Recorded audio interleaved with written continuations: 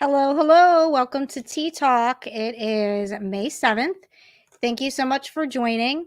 So tonight we have a little bit of a different topic that we're going to talk about. We had kind of decided to try to highlight some uncommon or rarer conditions out there and coding scenarios and kind of have some discussions around those as we can here and there. So we'll sprinkle that in. And so tonight on Tea Talk, we're going to talk about Ehlers-Danlos Syndrome. And then also going to have open Tea Talk as normal. So I'm going to go ahead and click over to comments and see who's going to join us tonight. Please remember, you let me know that you're here and where you are. And also, again, if you're in LinkedIn viewing this live, I can't see you from LinkedIn. So you'd have to let me know that you're there. And again, if you have any questions throughout, just go ahead and post them in the comments or chat section from whichever platform you're viewing on. And I will do my best to go ahead and answer your questions. So tonight I actually have, again, the orange and cinnamon and spice tea. So that's what I'm drinking again. And to be completely transparent, those who know me know I always have multiple drinks at any given time to my in arm's reach. So I have the hot tea here that I just showed you. Then I also have some cold sweet tea, the pure leaf. I also have a bottle of smart water that I've drank about, I don't know, quarter of the way down. Normally I only have 3. I do have still a little bit of coffee left over from earlier. I like to have options. So variety is the spice of life, right? So I like to have options. I think it's something that my husband hates is I have drinks everywhere. But when I'm working, I have to have the drink, like if I want a hot drink, I've got the hot tea. If I want a cold sweet drink, I have the sweet tea. If I just need water, I have water. And then of course, coffee, right? So let's see who we have. Hi, Aline, joining from Florida. Hello, hello, good evening.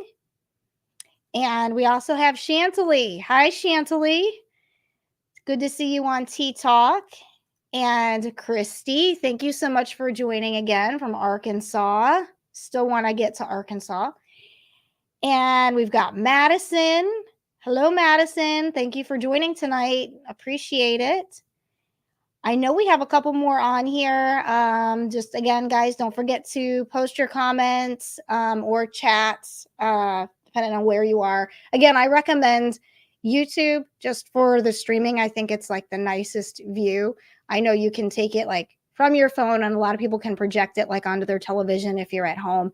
And then you get that nice big picture. Sometimes some of the banners and stuff at the bottom don't show, but you can do that with YouTube. And I don't think everybody can really do that with Facebook or LinkedIn. But also, just as a reminder, if you have a certain topic or a question or even some kind of coding scenario in mind that's really vexing you, feel free to email us at ttalk@stalkinghorsellc.com. And you can give us your request for review or a topic request, and we will work it into Tea Talk. I actually have responded to a few things through that email already, and everything seems to be working pretty well. We're getting stuff in, so that's great.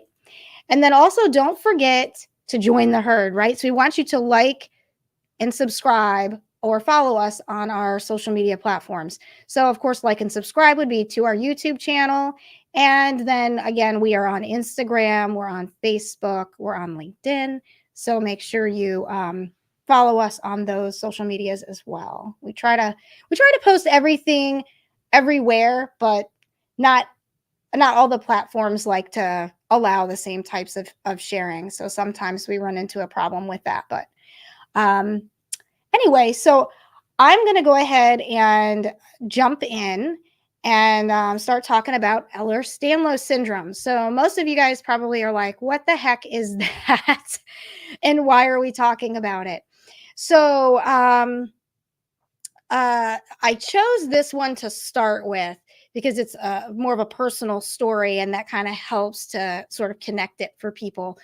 And the goal will be in the future, if there's another condition that we decide to kind of highlight, hopefully we'll get somebody on the live stream also to kind of show and share their point of view from someone who like has the specific condition, who can talk about it.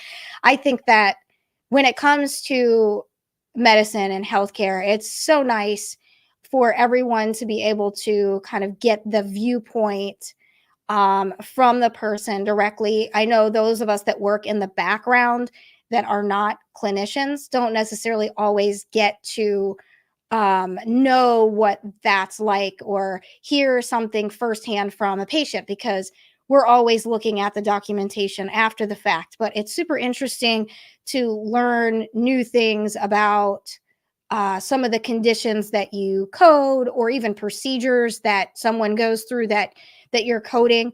It's nice to get like the other side of it as well. And then for providers also, like kind of bringing awareness to some of the more rare conditions or to certain patient experiences, I think can also help improve care, or maybe give providers another way of thinking about how to maybe, I don't know, communicate with patient, or certain questions to ask, or certain answers to give around some conditions where maybe it's brought to light because patients like, hey, I really struggled with X, Y, and Z. I wish my provider had told me this and that, and this would have helped, or this is what worked for me, and this is what didn't.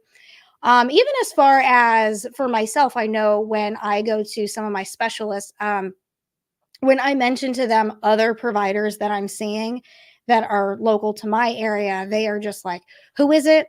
You had a good experience with them? What's their name? What's their phone number? What's their fax number? What's their office location? Because they're always looking to connect with other providers where they can refer patients to that have sort of more rare type conditions, so that they're getting that good quality care, and that they have someone that can really help them with certain aspects of a condition. So with all that, the first part of the story sort of begins with people with Ehlers-Danlos syndrome normally do not know that they have it because it's rare and very difficult to get diagnosed. But it is actually becoming more, I don't want to use the word popular, but more providers are becoming a little bit more aware of it. I myself did not have a clue as to what it was until I don't know, I want to say like maybe like a year and a half ago. It was completely by accident that I ended up hearing about the condition. I knew of someone who kept talking about that they had mobility issues, and they kept mentioning this mobility issues. And in my mind, I was thinking that because they had a disability, I was thinking this disability was like that they were not mobile, like maybe they were in a wheelchair or whatever. But it turns out that the person was talking about being hypermobile.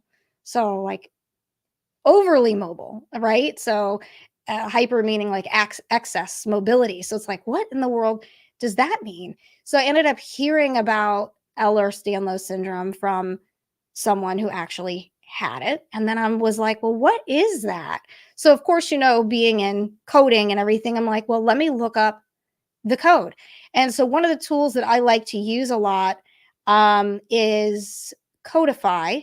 I'm not one of those people that like plugs stuff, at all, unless I think it's like a really good product. But Codify is through the AAPC. And so if you are a coder or even a provider, the AAPC is the American Academy of Professional Coders, and they have different tools available for coders, but they offer certifications and such. But one of the tools that they have available on their website is called Codify.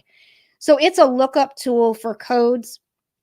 It does not replace the code books, but it does give valuable information on certain codes and conditions. And so I'm going to go ahead and share my screen just to share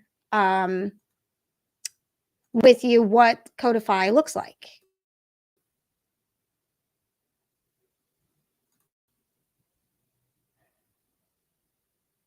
So this is Codify, and I put in Ehlers-Danlos, and I have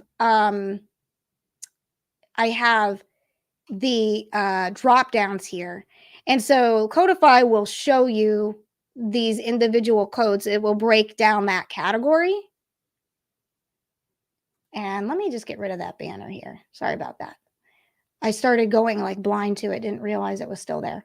So Ehlers-Danlos syndrome starts with the Q 79.6, and then the code goes down further and further with specificity. So the most common is going to be unspecified.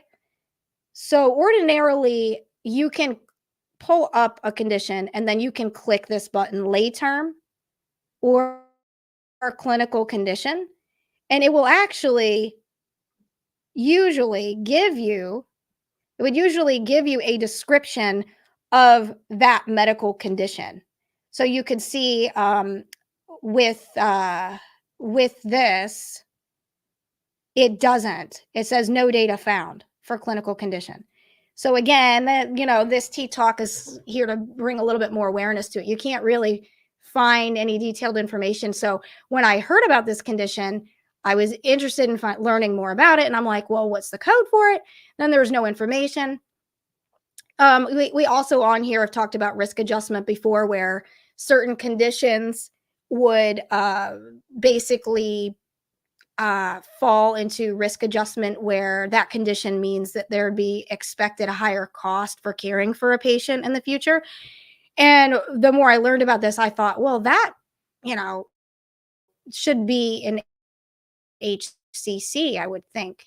But ironically, if we look at HCC details, which you can also see on Codify here, it's just prescription drug right now. I honestly expect that to change. So the reason that it's probably not on the model at this time is because it's not, the codes for it are not being used often because it's more of a rare condition. Or it's known to be a rare condition, but I honestly think more people have it than what they've identified. So in my search to learn more, I of course took it upon myself to then, okay, well, what does like Google have to say about it?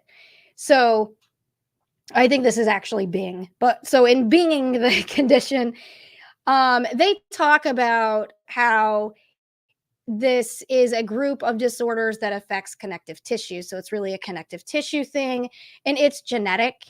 And it talks about flexibility to skin, bones, blood vessels, and other organs.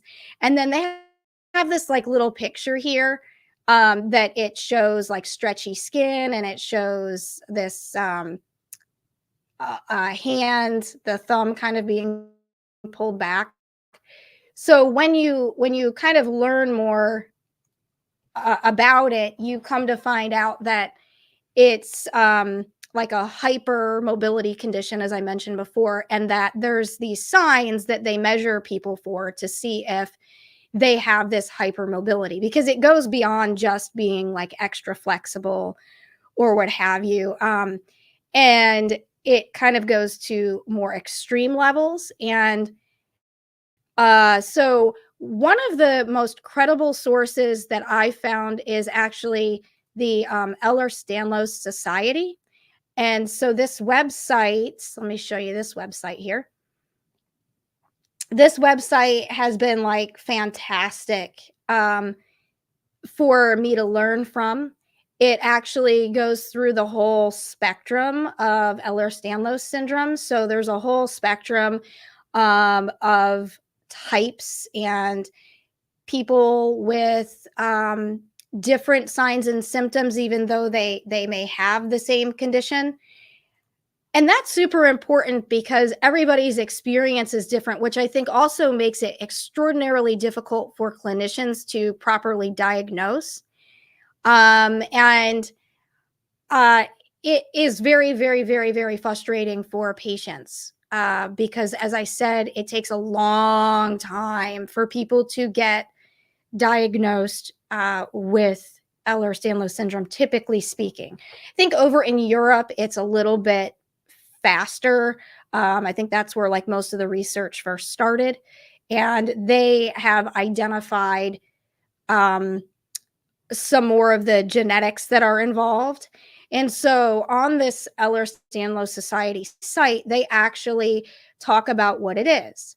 So, what is joint hypermobility? So, it goes into talking about the um, range of motion that a person has, that extra flexibility, if you will, and also about the pain that it may cause. So that's important to note too, because somebody could be very flexible, but not have any other symptoms, sign or symptoms. So one of the test markers for it, as you guys saw, was like, can you like take your, thumb and, pull it down and touch it like this? So that I'm always asked to do that. Like when I go to the doctors, like, oh, can you? Yes, I can do that. And then one of the other things that's a big deal is joint dislocations. So, what I found super surprising was when I was younger, I ended up having like several major joint dislocations. And it was like one of those things that was just weird. I could just like raise my arm up quickly and my shoulder would dislocate, like completely dislocate.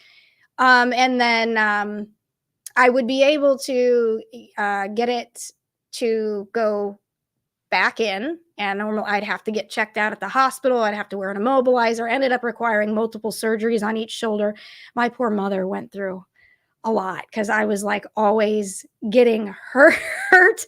I was always getting hurt, but like getting hurt, like not really doing anything. It was weird. So, I could just be like waving or go to hit like a volleyball in gym class and the shoulder dislocated even after having surgery to keep it stabilized.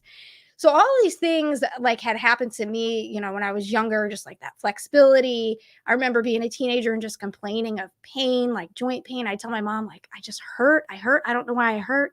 And doctors just kind of saying, oh, it's maybe growing pains, or they just didn't know what to do. They ordered tests to test you for all the typical things that they would think of, like rheumatoid arthritis or lupus, all of those types of things, and they would come back normal. So it's like, well, I guess you're okay. Well, that was difficult because it's like, well, okay, these tests are saying that I'm okay. That looks great on paper, but I'm not feeling very good. So that was also very difficult in kind of what the experience is of the patient, and then what you hear from the provider. And actually, over long periods of time, you kind of start to have like a distrust almost or like when you go in, you don't necessarily want to share like a lot of information because you just feel that you're going to get that same information, back to you, like nothing's going on, nothing's wrong, everything is good, but you just don't feel good. So it's very disheartening when you're trying to kind of express how you feel, but you feel that, but you're not really getting anywhere from the patient side. So that was pretty difficult. And I think very frustrating for my mom as well, who would take me to all my appointments, and it just kind of, was never ending. So with that, I started thinking too, well, what are some of the other things? Because obviously when I started researching this, geez, this sounds kind of like something that maybe this is what's going on with me.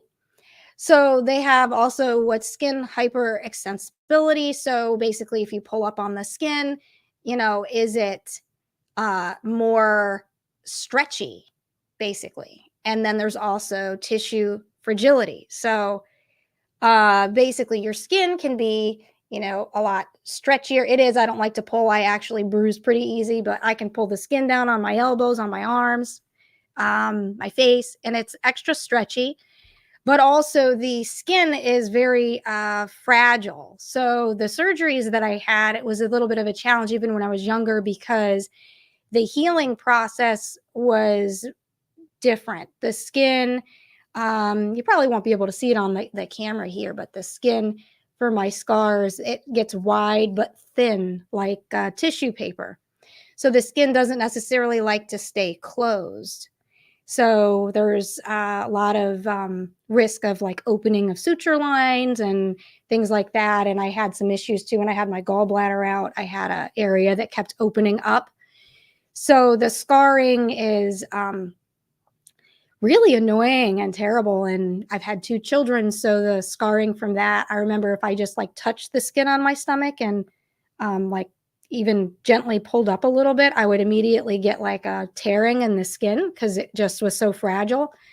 So very, very, very annoying. And then there's also, again, nobody's experience is necessarily the same.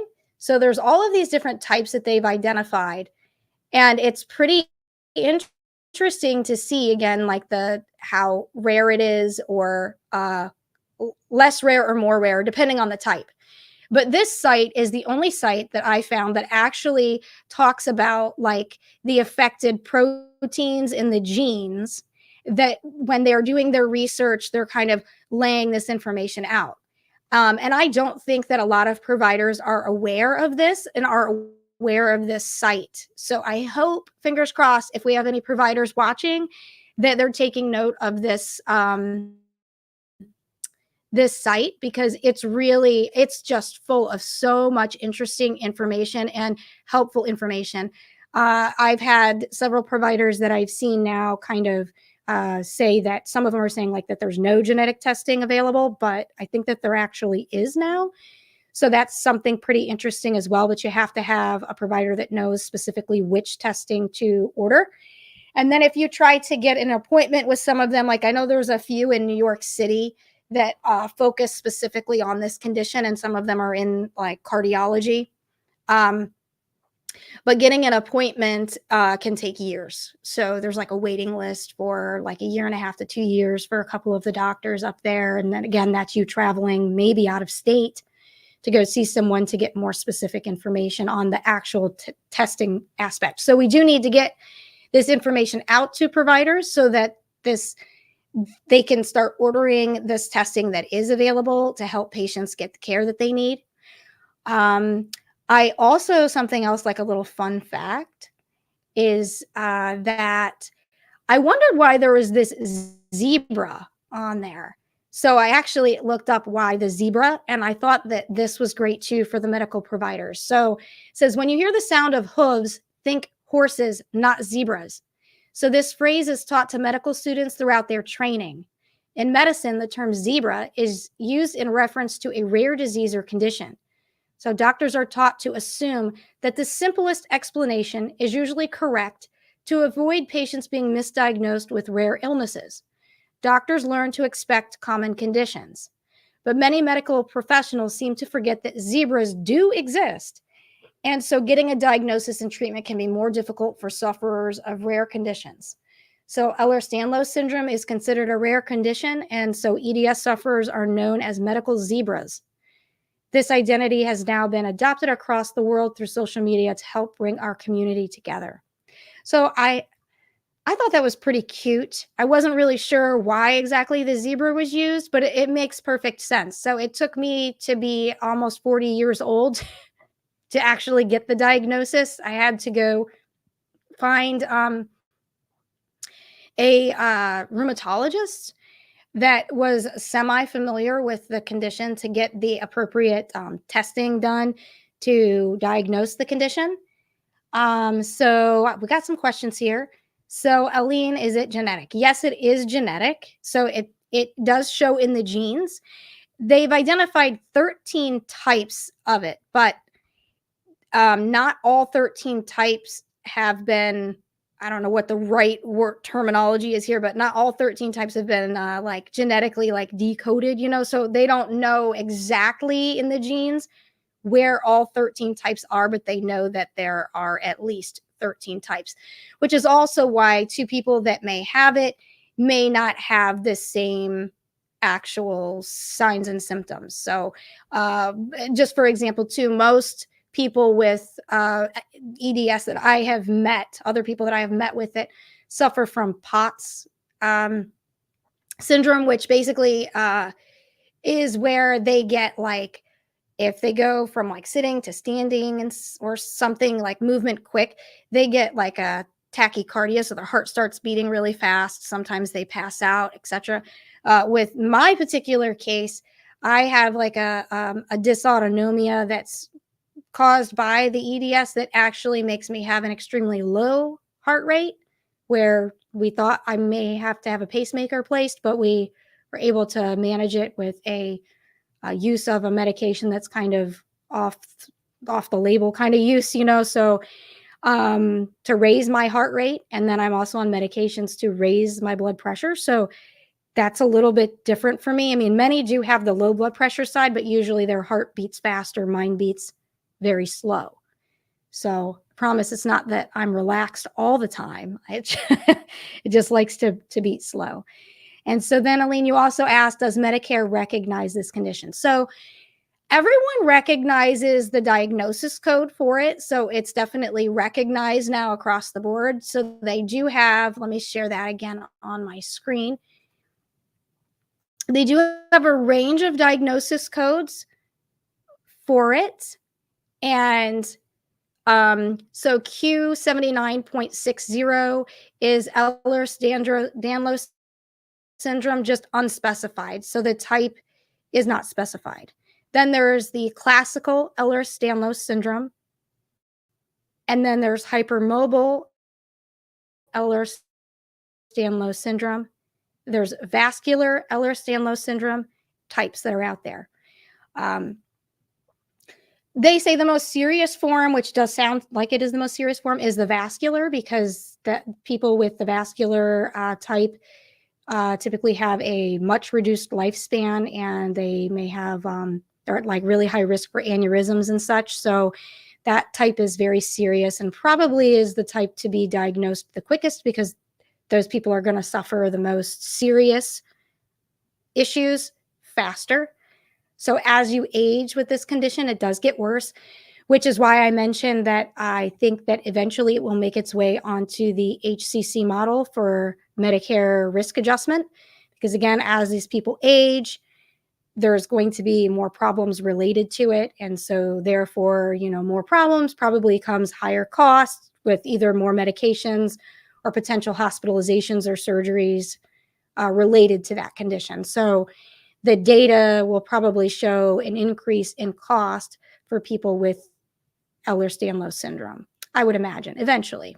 Who knows when that data will actually represent the true, amount of people suffering with it and whatnot. But very good questions. Thank you so much for asking. And I know that there's people that are, still working on getting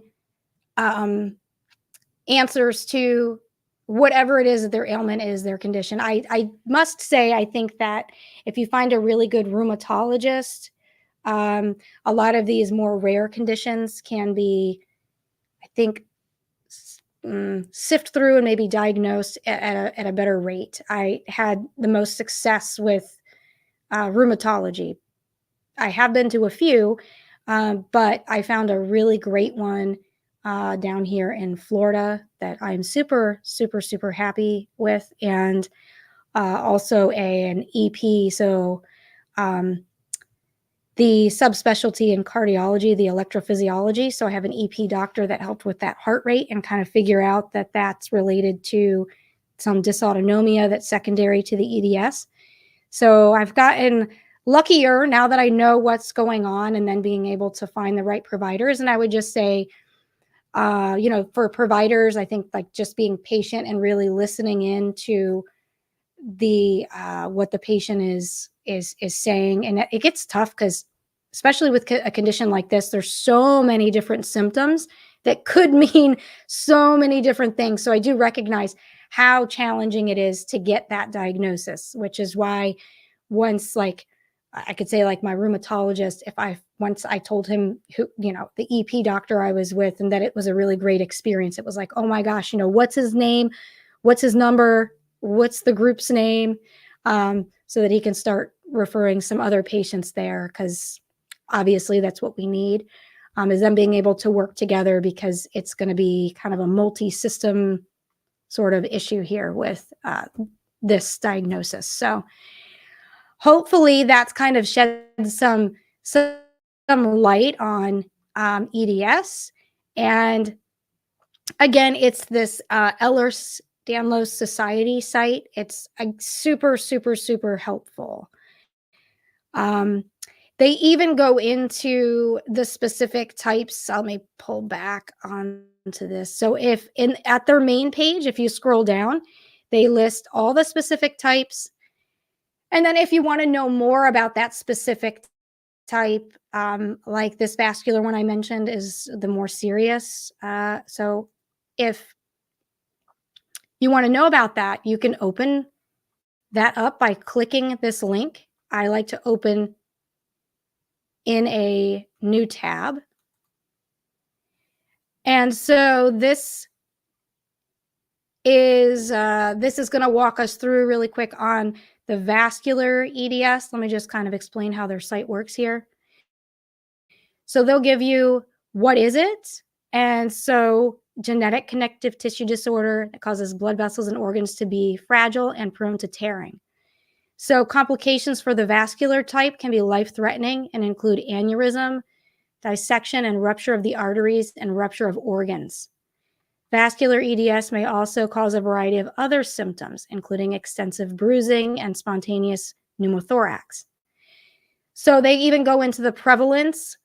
Again, the cause. This one, they have the genetic variants identified. So this, again, can be very helpful to any providers that have joined, because this is really where it lies in the genes. They go into how it's inherited, because they do talk about, if you do know that you have it, you may want to consult with a doctor prior to having children and talk about the potential problems or passing this on to your children. So it goes into the how it's inherited, what are the signs and symptoms. And so the signs and symptoms can be a little bit different for each type. And this is the one that most, I'd say most providers are probably taught in med school to pay attention to. But it's, I think, again, one of the most rare, which is interesting, but again, the most life-threatening. And then how is it diagnosed? And so they give diagnostic criteria and how is it managed, and then some additional resources, which can be very helpful for also patients and providers alike. So for patients, they can go onto this site and actually get some resources, additional information to educate themselves, and information on support. And then for providers, this also gives them the opportunity to direct a patient to the site and say, here's some additional resources, here's some information, additional information for you to take a look at that may help. And you'd be surprised. I mean, it's interesting. Not everything works the same for everyone. I can say that one of the recommendations was for sleeping was like to get a body pillow and try to use the body pillow that's supposed to have. It actually was not helpful for me at all. I think it just kind of caused more joint pain the next day and did not help my quality of sleep at all. So, but for some people, they say that it's life-saving, like that they just actually love the body pillow. So there's that type. Then one of the most common types is the hypermobile type. So usually people start off learning about it through this hypermobile type. And again, it is the most prevalent. And then as far as how it's diagnosed, again, they have the diagnostic criteria here. And they go through what is needed. And this was very true to, I can say that in my experience, that information, I'll pull it back up here in a second, was very true to my experience when I had the evaluation for it. So the information that was on this site for the diagnostic criteria was very true to the experience that I had. So the questions that are on here and the exam portion of the visit, it was actually pretty interesting because it was pretty spot on to what's on this site. So I hope that you guys can see this okay. Please let me know if you can't. But so the other thing is, interestingly, there's usually, what do they say? Like, always like look for the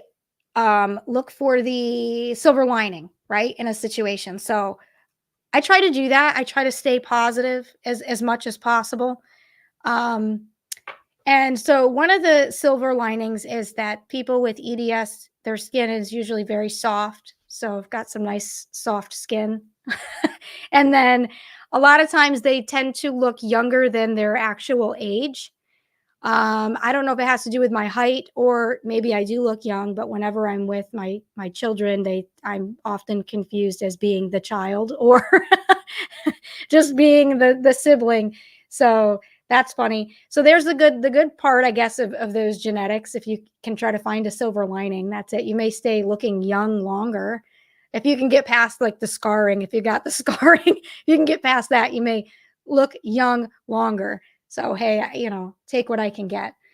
And if you guys, just so that you know, if you're posting in the chat, just let me know if you're okay with me sharing stuff that you're posting. I don't necessarily know if everyone can see what you're sharing, and I don't want to share anything that someone doesn't want me to. So just so you know, if you're posting something in the comments, I won't share it unless you tell me it's okay to share it if it's personal.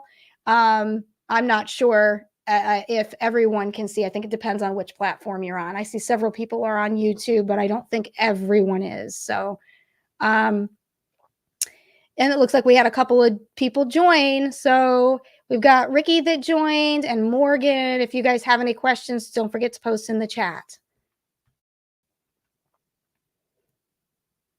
Oh, okay. Thank you, Eileen. I can share yours. Thank you. I've been sharing your questions. I love that you ask questions. You ask the most questions. I should have gotten some little zebras and maybe sent some zebras out. I don't know. It's cute, but if you take a look at this site again, like I said, they just have so much great information. I think I'll go ahead tomorrow and put together another PDF with the link to this site on there, and maybe the link to the individual types of EDS, so that if you go onto our website, you can find that with all the links, and then you can access it quicker. And actually, Christy, I have a question for you, because I know that you had asked for that information, and I did send you an email and also I made sure it was on the website. So if you wouldn't mind just letting me know if you were able to access that document from the website that had all the links on it, I'd appreciate it. I just want to make sure that it worked for you, because I don't think I asked you to respond back. So just want to make sure it worked. And let's see here. Yes, and many people, there's a comment in the chat. I'm not going to pull it over though, but many people end up having to have multiple surgeries due to this condition. A lot of times it's surgeries for hernias, because hernias it's where the intestine it can come through the wall of the abdomen. And obviously that connective tissue not being what we call like the norm, right, would allow or make someone with EDS more susceptible to having a hernia. And then again, the multiple surgeries may be required because it doesn't always hold, because of the connective tissues not really staying together. I know for myself, when I had my shoulder surgeries, it was interesting because I was a teen, and so it was like me and my mom going to the hospital, with all these dislocations. I don't know. I must have had over 50 dislocations in each of my shoulders by the time I had gone in and actually gotten the surgery. They just would dislocate and subluxate so easily. So we didn't know who to go to. We didn't know anything, about it. Just knew that, hey, you probably need to see a surgeon and go ahead and check this surgeon out. And thank goodness we got lucky there. We ended up with an orthopedic surgeon who is fantastic at surgery. I'll say that. So he had many years of experience in sports medicine and worked on some pro football players, pro baseball players, and specialized in shoulders. And I think the first surgery, he had told my mom I'd probably be under, I think he thought like an hour and a half, 2 hours, and it ended up being like 5 hours. And so my poor mom was probably like freaking out waiting, because he was doing the first surgery. He was going to go in, through a scope and just stabilize the shoulder. Well, that's what he thought he was going to do anyway. And so when he came out and talked to my mom, and then when I finally came to and everything was explained to me, he said that my shoulder was worse than any pro athlete that he had ever worked on, and that there was essentially nothing left in there from the connective tissue perspective, because it was just all torn up, and that he felt that the surgery was not going to be successful. And he was correct, because it dislocated again, just like a few months after I was recovered and after physical therapy and everything. It dislocated with the pins that he had placed in. So then I ended up going back to the same surgeon, and he said he wasn't surprised, and he opened up the shoulder instead and did what's called a slap repair, and put tons more hardware in there. And now that puppy hasn't gone anywhere in like 20 years. And so then when the left shoulder, I could only have one done at a time. I need to be able to have at least one arm that I could somewhat use. So then the left shoulder, we just jumped right into having it done open and not through a scope, just to ensure that he was able to appropriately stabilize the joint, because we were sure it was pretty much going to look the same as the other shoulder, which was the case. I got lucky, I think, too, because I was younger, that the recovery from the surgery was definitely a lot easier than it would be now. I know even people that even just have like a rotator cuff repair at like my age now, it like, oh my gosh, it's so bad. So in one way, I'm really thankful that it happened when I was younger. I think it was like easier recovery, because again, this kind of gets worse as you get older. And I do go back periodically to get checked out. So I did recently go back, and I know that there's some tears and such in the shoulders again, but nothing that's to the point that I need surgery. Knock on wood.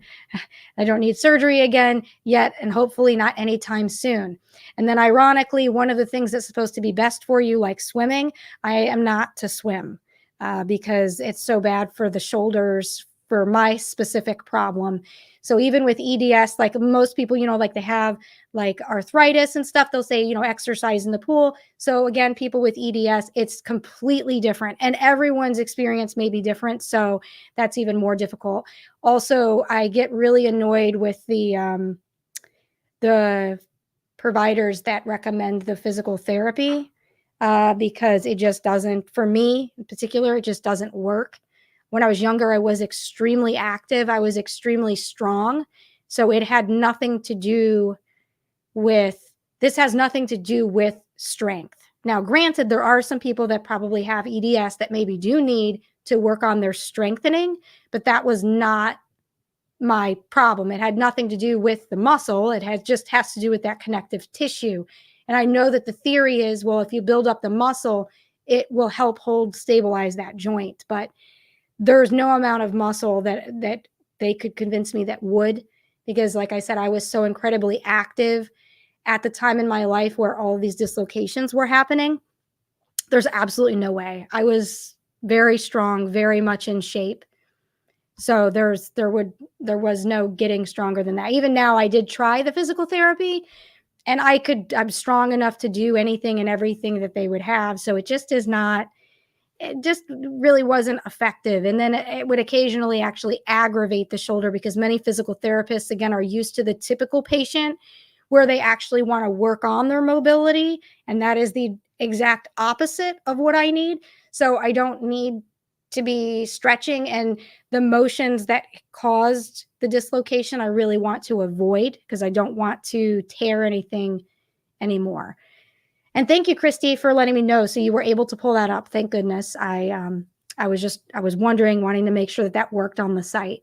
Again, so many different sites have different requirements, even with the social media. So we've been trying to figure out a way to get these like easily accessible. So I think we finally have by just putting them on the website there. So I'll put this one up on the website too. So I think from an EDS perspective, that probably sums up kind of my end of the tea talk on it, unless you guys have any other specific questions. I would recommend, if anybody is in here that is either like working on getting diagnosed, because maybe you're experiencing some of these symptoms and you think that this is possibly the cause, I would recommend to you just like reaching out to people who you may have been diagnosed and finding a way to maybe get in touch with a provider that they may recommend, because again, since it's more rare, there's not many out there that are familiar with diagnosing. So it may be worthwhile for you to, if you can, make a trip to see a provider to start that process of getting diagnosed, or look around in your area at the different specialists. I actually got on the phone and called. I had asked for some recommendations for different providers and rheumatology specifically, and then I actually called the rheumatologist's office. And when I was inquiring about scheduling, I directly asked them, are you guys familiar with EDS? Are you familiar with Ehlers-Danlos Syndrome? Do you diagnose for it? Do you know the criteria, etc.? Do you treat patients with this condition, essentially? And several of them said no. And they were very open about that. Like, no, we don't treat anybody with that here. And you'll probably know too, because the staff will probably sound confused. If they've never heard of it, you probably know pretty quickly. So I recommend that. And then if you are diagnosed with it, letting your family know, if you're comfortable sharing that information, because it is genetic. I would recommend that. I have tried my best to do that with my family, just so that they can be aware. I know, like, my mom was a dancer. She taught dance. And then my paternal grandmother, she was a professional dancer.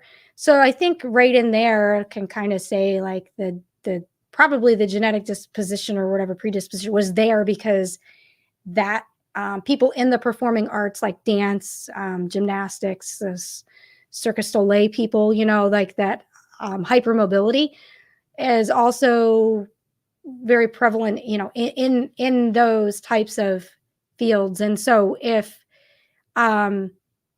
you think about it, that kind of makes sense. So I, from even like our family side, I'm like, yeah, that makes a lot of sense. Then you start to see things and say, okay, I should probably let somebody know, because again, it is super difficult to get to the bottom of this condition, and it worsens as you get older. So I'd recommend sharing it if you're comfortable, with your family, and whatever success you've had, giving them that information. So the next tea talk is actually up. I think we posted the next, we posted like 9 of them or something, like into June. So again, don't take that as like you can't reach out and let us know if there's something that you want us to talk about in addition to, because we will make it work. But those are some topics that we've been asked about and that we wanted to make sure we got on the books.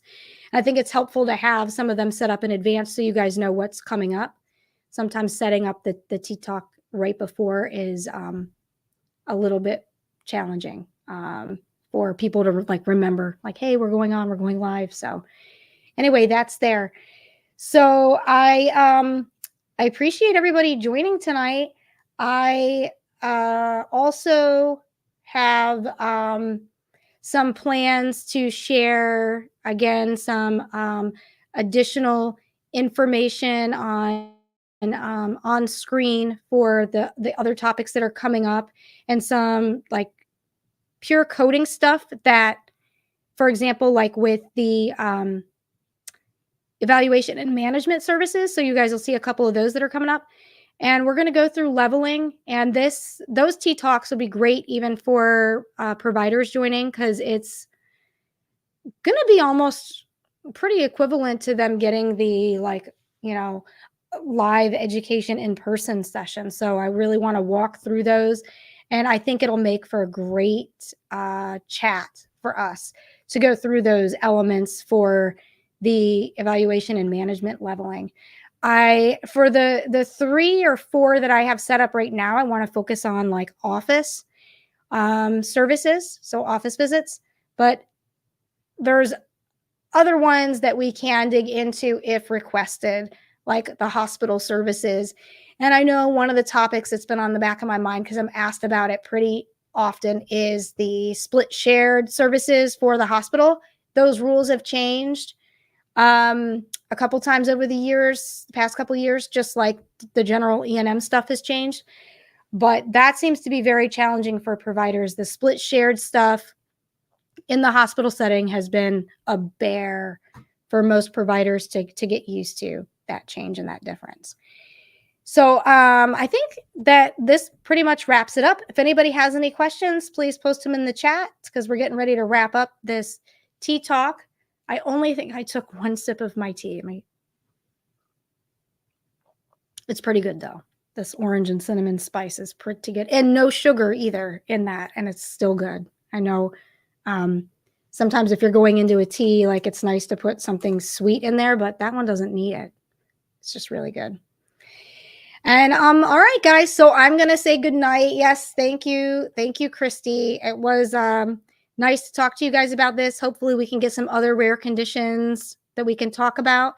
And I will see you guys next week as well. Thank you again so much. Don't forget to join the herd, like and subscribe, follow us on social media. And I will see you guys next Tuesday.